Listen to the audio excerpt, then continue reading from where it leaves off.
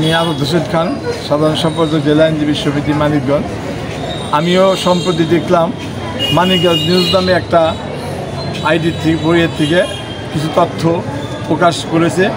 আমার বিশ্বাস এই তথ্য প্রকাশের পিছনে আমাদের নিজস্ব কিছু লোকজন আছে যারা এটাকে উস্কিয়ে দেওয়ার চেষ্টা করতেছে, এবং ইতিমধ্যে আমরা দেখেছি যে আফরোজা খান রিতার বিরুদ্ধেও ওই মানিকগঞ্জ নিউজের থেকে বিভিন্ন ধরনের ষড়যন্ত্রমূলক মিথ্যা তথ্য প্রকাশ করতেছে। আমার বিষয়ে যে বিষয়গুলো বলছে আমি বলতে চাই যে আমার সাথে যারা আছে আমি সকলের সাক্ষী রেখে বলতে চাই যে আমি আজাদ হোসেন খান মানিকগঞ্জে আওয়ামী লীগের বিরুদ্ধে যে অবস্থান নিয়েছি, আমি দুর্জয়ের বিরুদ্ধে জামিন অপোজ করেছি, মমতাজের বিরুদ্ধে আমরা জামিন অপোজ করেছি, আমরা অন্যান্য রহিম খানের বিরুদ্ধে জামিন অপোজ করেছি।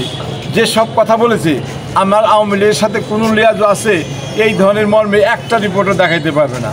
এবং যারা কথা বলে বা যারা তাকে নিউজ সরবরাহ করছে তাদের অনেকেই আকিস কোম্পানি, বিভিন্ন কোম্পানির সাথে তারা অবৈধ সম্পর্ক আছে, এইটা আমি বলতে চাই। আর একটা কথা হচ্ছে আমার ছেলেকে নিয়েও কথা বলছে।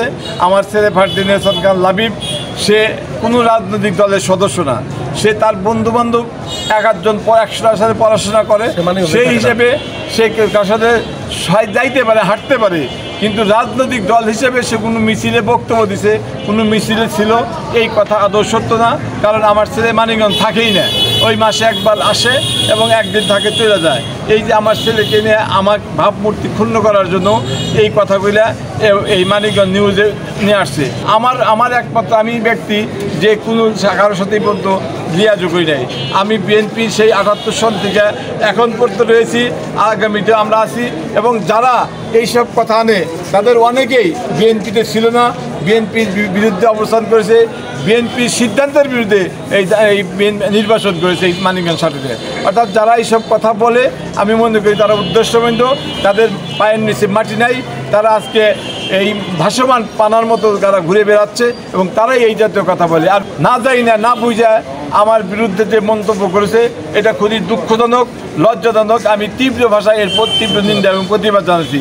আর একটা কথা বলি, আমি বিএনপি করি, আমার পরিবার, আমার শ্বশুরবাড়ি সবাই, আমার ওয়াইফ অ্যাডভোকেট সানজিদা রহমান সিদ্দিকী, তিনি মানিকগঞ্জ জেলা মহিলা দলের সিনিয়র ভাইস প্রেসিডেন্ট।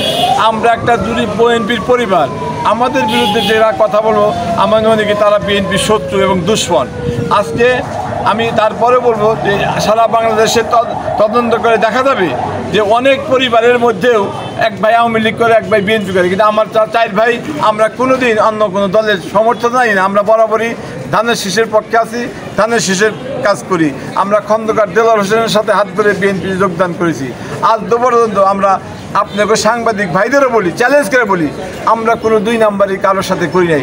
যারা এইসব কথা বলে আমি বলি তারা বিএনপির জন্য শত্রু, বিএনপির ষড়যন্ত্রকারী, এবং তাদেরকে অবিলম্বে জনগণ কঠিন ভূমিকা নেবে তাদের বিরুদ্ধে আমি বিশ্বাস করি। আমরা এই সাংবাদিক ভাইদের সামনে বলতে চাই, এই যে আমাদের যেসব সাংবাদিক, আমাদের অ্যাডভোকেট আইনজীবীরা রয়েছে, আমরা এতগুলো আইনজীবী রয়েছে, আমরা দ্ব্যর্থহীনভাবে বলতে চাই, কী বলেন আপনারা? আমরা যে কথা বলি 100% সত্য কথা, আমরা কোনো 2 নাম্বারের সত্য নাই।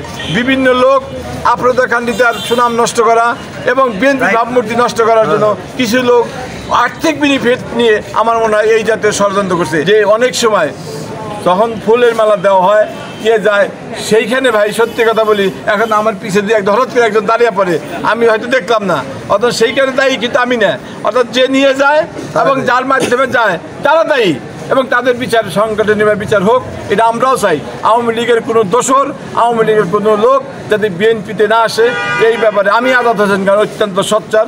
এই ব্যাপারে যদি কোনো ভূমিকা থাকে আমি রাখবো। আর আপনাদেরও বলি, আপনারা থাকলে আপনারা সেটা লিখবেন, বলবেন। কিন্তু আমি আজাদ হোসেন খান আমি বলতে চাই, আমি নীতিগতভাবে আমি কোনো অন্যায় প্রশ্রয় দেই নাই, বিএনপির বিপক্ষে কোনো ভূমিকা নেই। যারা বলে তারা অসভ্য, ইতর, বেঈমান বলে আমি মনে করি, তারা বিএনপির শত্রু, দুশ্মন। এবং আমি এই বললাম আপনাদের সবাইকে, সাংবাদিক ভাইদের সাক্ষী দিলাম যে মমতাজের সাথে আমার এই গত 5-10 বছরের মধ্যে কোনোদিন আমার সাথে দেখা নাই। অনেক আগে মমতাজ বিএনপির সাথে ছিল, ওই সময় বিএনপির সময় আমি তারপরে বলি, তারপরেও মোহাম্মদের সাথে আমার কোনো বৈঠকই হয়। অভ্যুত্থানের পরে যে মামলা হয়েছে, আওয়ামী লীগের সভাপতি, সাধারণ সম্পাদক সহ 19 জন শীর্ষ আওয়ামী লীগের বিরুদ্ধে আমি আদাত হোসেন খান বাদ দিয়ে মামলা করছি। কেউ তখন মামলা করতে পারে না, আমি আদাত হোসেন খান করছি এবং প্রথম মামলা আমি করছি। এবং তারপরে বলি, যেসব মামলা গেছে সবটির ব্যাপারে আমি আদাত হোসেন খান জামিনের বিরুদ্ধে করছি, রিমান্ডের পক্ষে সমর্থনে বক্তব্য দিয়েছি। আর অন্য অনেকেই দেয় নাই। আমি বলতে চাই, চ্যালেঞ্জ করে বলতে চাই, অন্য তদন্তকে দেখেন। আর যারা বলে, আর ওই ছবিটা এডিট করে, যারা ষড়যন্ত্র করে এডিট করে দিয়েছে, আপনারা তদবির করেন, একাধিকভাবে আপনি খোঁজ দেন, তদন্ত করেন। আমি আপনাদের উপরে সাংবাদিক ভাইদের ছেড়ে দিলাম যে আমি মমতার সাথে পার্সোনালি কোনো কথা বলি নাই, কথাই বলি নাই।